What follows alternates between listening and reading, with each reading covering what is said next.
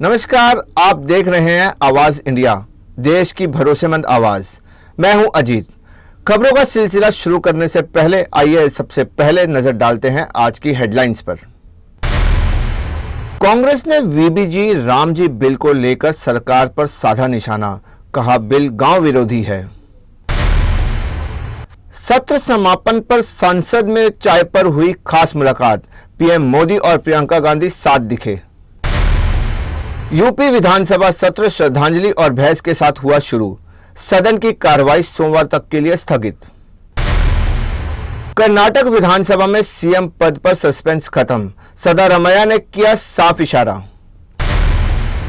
UPSC PSC को राष्ट्रपति मुर्मू का संदेश, भर्ती में तकनीक के साथ ईमानदारी जरूरी। अब खबरें विस्तार से। कांग्रेस और सरकार के बीच वीबीजी रामजी बिल को लेकर तीखी बहस जारी है। कांग्रेस नेता राहुल गांधी और प्रियंका गांधी वाड्रा ने इस बिल को गांव विरोधी और गरीबों के लिए हानिकारक करार दिया। राहुल गांधी ने कहा कि यह बिल मनरेगा की रिवैम्प नहीं है और एक दिन में इसे खत्म कर दिया गया। उनका आरोप है कि सरकार ने बिना किसी सार्वजनिक बहस या जांच पड़ताल के लिए बिल को पारित करवा दिया। उन्होंने यह भी कहा कि यह कानून केंद्र सरकार के नियंत्रण में होगा और ग्रामीण मजदूरों की सुरक्षा और रोजगार अधिकारों को कमजोर करेगा। राहुल गांधी ने जोर देकर कहा कि प्रधानमंत्री का लक्ष्य ग्रामीण भारत, दलितों, ओबीसी और आदिवासियों की ताकत को कम करना है। वहीं प्रियंका गांधी वाड्रा ने बिल की कमियों को गिनाते हुए कहा कि मूल मनरेगा योजना गरीबों के लिए जीवन रेखा रही है। केंद्र द्वारा 90% कोष देने की व्यवस्था ग्रामीण अर्थव्यवस्था की रीढ़ थी और यह योजना पिछले 20 सालों से लाखों गरीबों का सहारा बनी हुई थी। नए बिल में कोष में कटौती होने के कारण राज्य सरकारें इसे वहन नहीं कर पाएंगी। प्रियंका ने यह भी सवाल उठाया कि संसद में प्रदूषण जैसे महत्वपूर्ण मुद्दों पर चर्चा क्यों नहीं हो सकती। उन्होंने कहा कि हड़बड़ी में बिल पास करना संदिग्ध और भी सभी पक्षों की बात सुनना जरूरी था। कांग्रेस का आरोप है कि यह बिल गरीबों और ग्रामीण मजदूरों के अधिकारों पर गंभीर असर डाल सकता है। ये जो बिल है इसका हम पूरी तरह से विरोध करेंगे और एकदम ठोस विरोध करेंगे। सब पार्टियां, हमारी जितनी भी पार्टियां, सब सहमत हैं। इस बिल से मनरेगा खत्म होने जा रहा है। आप किसी भी तरह से इसको देखें और जो समझदार आदमी है, जो ये 100 दिन से 125 दिन वाला जो है, ये चालाकी है। अगर इस बिल को कोई भी पढ़ेगा, ये साफ स्पष्ट समझ आएगा कि इस बिल से आने वाले महीनों में ये पूरी स्कीम खत्म हो जाएगी। क्योंकि जैसे ही ये बोझ प्रदेश की सरकारों पर पड़ेगा कि इतना पैसा प्रदेश की सरकारों को देना है, वैसे ही आस्ते आस्ते ये स्कीम खत्म हो जाएगी। क्योंकि प्रदेश की सरकारों के पास इतना पैसा है नहीं, खास तौर से जो प्रदेश जिनमें सबसे ज़्यादा स्कीम की ज़रूरत है। और ये सबसे गरीब से गरीब जो हिंदुस्तानी है, गरीब से गरीब जो हमारा भारतीय नागरिक है, जिसको कुछ नहीं मिलता, कम से कम ये 100 दिन का जो रोज़गार था उसका सहारा था। कोविड के समय भी सहारा था, मुश्किल से मुश्किल परिस्थितियों में सहारा रहता है। मैंने पहले भी कहा, जैसे दूर से दिख जाता है कि मनरेगा का कौन है श्रमिक, तो ये एकदम श्रमिकों के खिलाफ है, मजदूरों के खिलाफ है, गरीबों के खिलाफ है और इसका हम सख्त से सख्त विरोध करेंगे। संसद का शीतकालीन सत्र आज समाप्त हो गया। अंतिम दिन विपक्ष के हंगामे के कारण कोई विधायी काम नहीं हो सका और लोकसभा अध्यक्ष ओम बिरला ने कार्रवाई अनिश्चितकाल के लिए स्थगित कर दी। इसके बाद संसद को चाय पर आमंत्रित किया गया। इस बैठक में प्रधानमंत्री नरेंद्र मोदी, रक्षा मंत्री राजनाथ सिंह, कांग्रेस सांसद प्रियंका गांधी, सपा सांसद धर्मेंद्र यादव और अन्य दलों के नेता मौजूद रहे। लोकसभा और राज्यसभा दोनों सदनों की कार्यवाही समापन के बाद यह मुलाकात लोकतंत्र की खूबसूरती को दर्शाने वाली रही। प्रियंका गांधी को केंद्रीय रक्षा मंत्री के बगल वाली सीट दी, जबकि प्रधानमंत्री मोदी उनके पास बैठे। यह पहली बार था जब वायनाड से पहली बार सांसद बनी प्रियंका गांधी ऐसी बैठक में शामिल हुई। इससे पहले सड़क परिवहन मंत्री नितिन गडकरी के कार्यालय में भी प्रियंका गांधी का स्वागत किया गया और उन्हें भोजन पर आमंत्रित किया गया। सत्र समापन पर सांसदों के मुस्कुराते हुए तस्वीरें सामने आई, जो सत्ता और विपक्ष के बीच सौहार्द की झलक दिखाती है। यह मुलाकात देश के लोकतंत्र के मजबूत परिपाटी को उजागर करती है।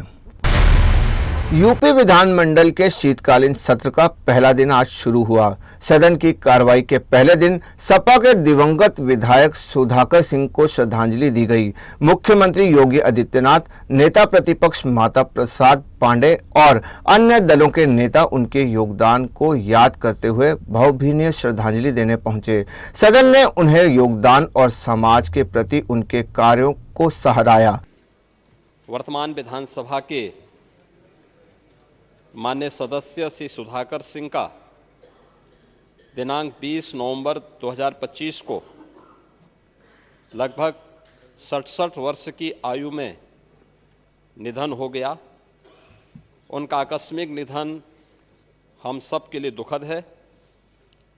श्री सुधाकर सिंह इस सदन के वरिष्ठ सदस्य थे। वर्तमान विधानसभा में वे तीसरी बार सदस्य के रूप में निर्वाचित हुए थे। श्री सुधाकर सिंह के निधन से प्रदेश ने एक कुशल राजनीतिज्ञ और समाजसेवी को खोया है। उनके निधन से समाज की अपूरणीय क्षति हुई है। मैं उनके प्रति श्रद्धा सुमन अर्पित करता हूं और ईश्वर से उनकी आत्मा की शांति की कामना करते हुए उनके दुखी परिजनों के प्रति अपनी हार्दिक संवेदना प्रकट करता हूं। अध्यक्ष जी, मैं आपसे अनुरोध करता हूं कि माननीय सदन की ओर से, हमारी पार्टी की ओर से इस शोक संवेदना को दुखी परिजनों तक पहुंचाने की कृपा करें। इस मौके पर सदन की कार्रवाई को सोमवार तक के लिए स्थगित कर दिया गया। मीडिया से बातचीत में मुख्यमंत्री ने बताया कि सरकार की विपक्ष पर चर्चा और हर सवाल का जवाब देने के लिए तैयार है। उन्होंने 24 जनवरी को वंदे मातरम पर चर्चा और यूपी स्थापना दिवस की तैयारियों का भी जिक्र किया। सत्र के दौरान विपक्षी दलों ने कफ सिरप कांड और मतदाता सूची के विशेष गहन पुनरीक्षण अभियान को लेकर हंगामा करने के संकेत दिए। सपा के आशुतोष सिन्हा ने कफ सिरप कांड पर सवाल उठाते हुए सरकार पर आलोचना की और बुलडोजर कार्रवाई पर सवाल किया।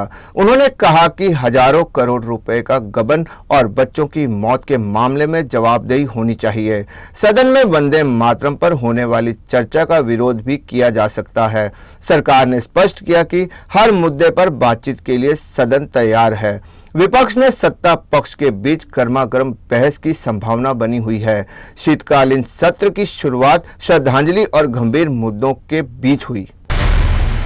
कर्नाटक विधानसभा के शीतकालीन सत्र में मुख्यमंत्री सिद्धारमैया की कुर्सी को लेकर चर्चा हावी रही। बीजेपी के नेता आर अशोक और सुनील कुमार ने सदन में सवाल किया कि क्या वे अपना कार्यकाल पूरा करेंगे। इस पर सीएम ने जवाब दिया कि जनता ने उनकी पार्टी को 5 साल के लिए चुना है और यह पार्टी का अंदरूनी मामला है। उन्होंने कहा कि सदन में इस मुद्दे पर अनावश्यक चर्चा नहीं होनी चाहिए। विपक्ष के लगातार सवालों पर मजबूर होकर उन्होंने स्पष्ट किया कि पिछले 2.5 साल से मुख्यमंत्री हैं और आगे भी वही रहेंगे। आपको बता दें, पिछले महीने डीके शिव कुमार ने भी मुख्यमंत्री पद पर दावा ठोक दिया था और सिद्धारमैया को हटाने की मांग की थी। पार्टी आलाकमान ने दोनों नेताओं के बीच बैठक करवाई और कहा कि जल्द ही समाधान निकालेगा। हाल ही में सीएम ने अपने करीबी मंत्रियों के साथ डिनर किया, जिसमें डीके को आमंत्रित नहीं किया गया। विधानसभा के सत्र के बाद पार्टी शीर्ष नेतृत्व दिल्ली बुलाकर दोनों नेताओं के मुद्दों पर अंतिम निर्णय करेगा। यह विवाद जल्द ही सुलझने की उम्मीद है और राजनीतिक हलचल पर सबकी नजर बनी हुई है।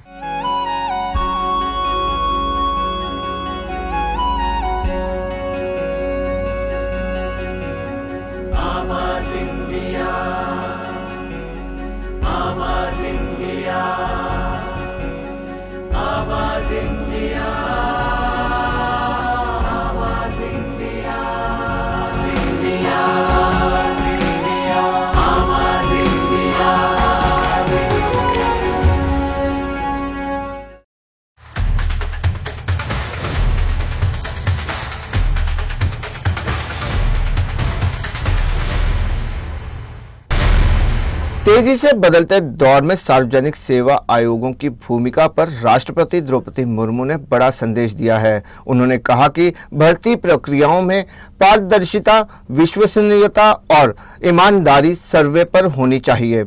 राष्ट्रपति ने सार्वजनिक सेवा आयोगों से तकनीकी चुनौतियों को समय रहते समझने और उनके अनुरूप खुद को तैयार करने का आह्वान किया और कहा कि देश को ऐसे सिविल सेवकों की जरूरत है जो वैश्विक स्तर पर प्रतिस्पर्धी हों।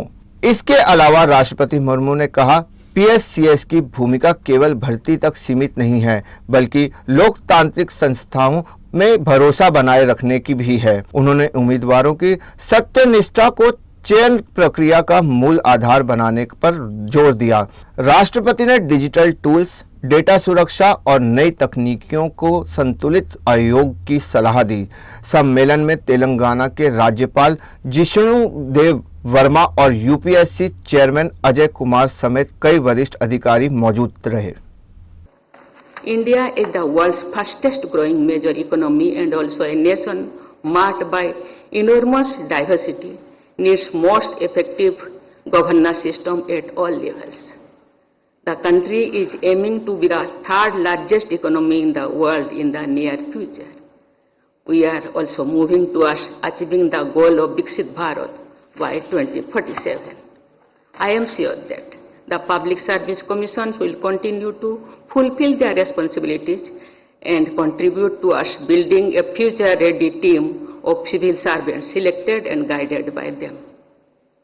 Such civil servants will blend conformity with innovation, stability with creativity, continuity with rapid modernization, and caution with decisiveness.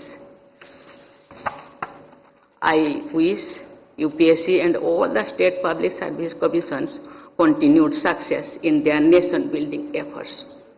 I wish you all a very bright future. Thank you. Jai Hind, Jai Bharat.